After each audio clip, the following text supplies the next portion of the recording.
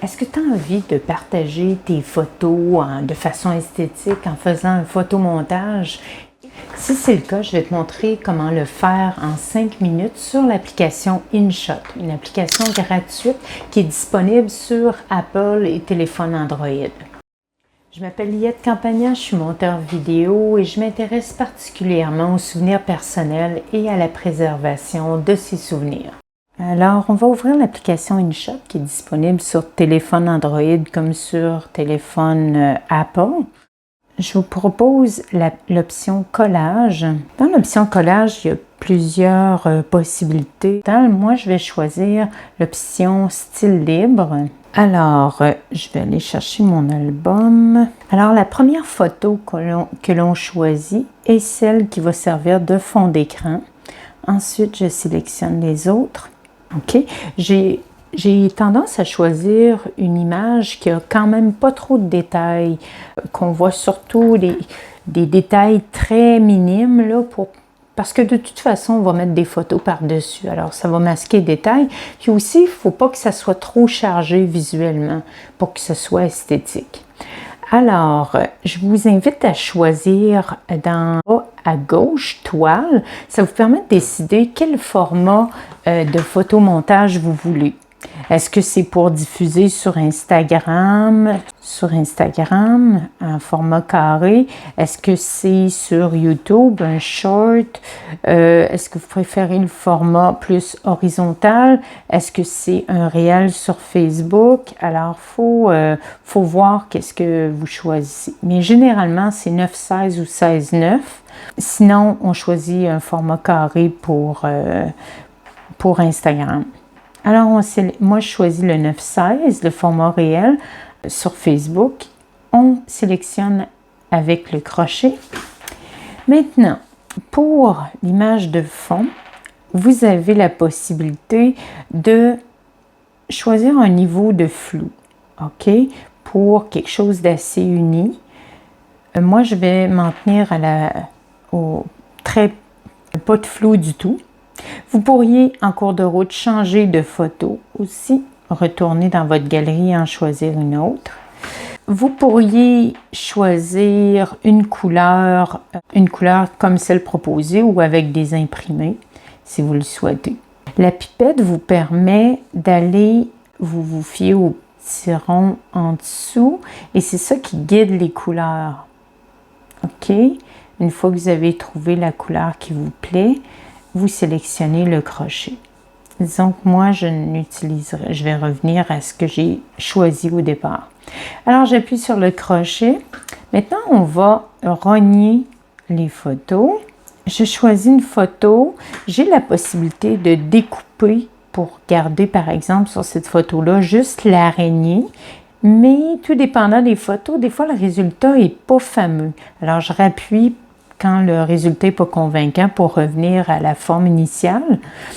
Je peux inverser la photo, je peux la tourner, je peux utiliser le crop, c'est-à-dire enlever la lumière ici et appuyer sur... Alors, je reviens à ça.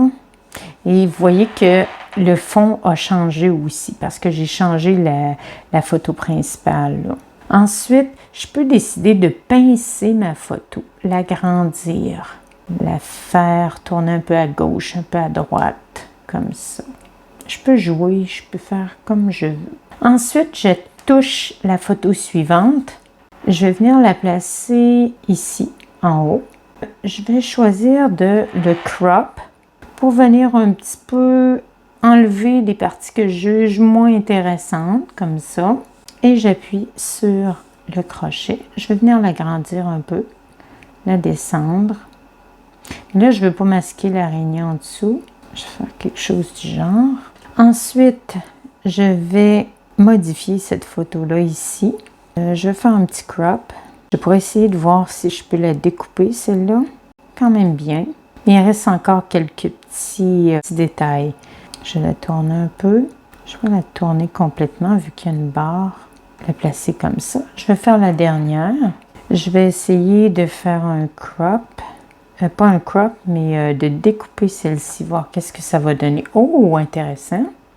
Je vais garder ça. Est-ce que je peux l'agrandir? La retourner un peu. Mettre comme ça. Je pourrais sélectionner une photo aussi, l'effacer, la remplacer en cours de route. Alors, il y a différentes possibilités. Maintenant, on va fermer ce menu-là. Vous pourriez, avec Frontières, venir mettre des cadres autour de vos photos. Vous pouvez venir ici mettre de l'ombrage autour des photos. Ça vient donner une profondeur à votre composition, aux photos qui sont superposées. On appuie. Ensuite, je vous montre, vous pourriez ajouter du texte aussi. Peu importe où vous le voulez, vous pouvez déplacer et entrer, par exemple, je vais entrer araignée. Je pourrais décider avec ma pipette de venir choisir un bleu plus pâle ou plus le orangé de l'araignée. J'appuie ici. Mais j'aime pas tellement le titre, c'était juste pour la démonstration, je vais l'enlever. Maintenant, on va choisir un filtre. Un filtre, ça vient rehausser la couleur de l'ensemble. Alors, je vais aller choisir, c'est sûr qu'on a différents filtres, on a du noir et blanc, on a vintage, c'est voir qu'est-ce qui nous plaît le plus. Moi, je vais aller noter que les arcs-en-ciel, ça, c'est la forme, la version payante de l'application. Moi, j'ai pris la forme gratuite. Regardez, avec Foodie 05, ça peut donner un résultat qui est intéressant. Alors, j'appuie sur le crochet. Alors, c'est la composition que j'ai fait et on appuie sur le crochet. Maintenant, je vais faire l'exportation de ma vidéo exportée.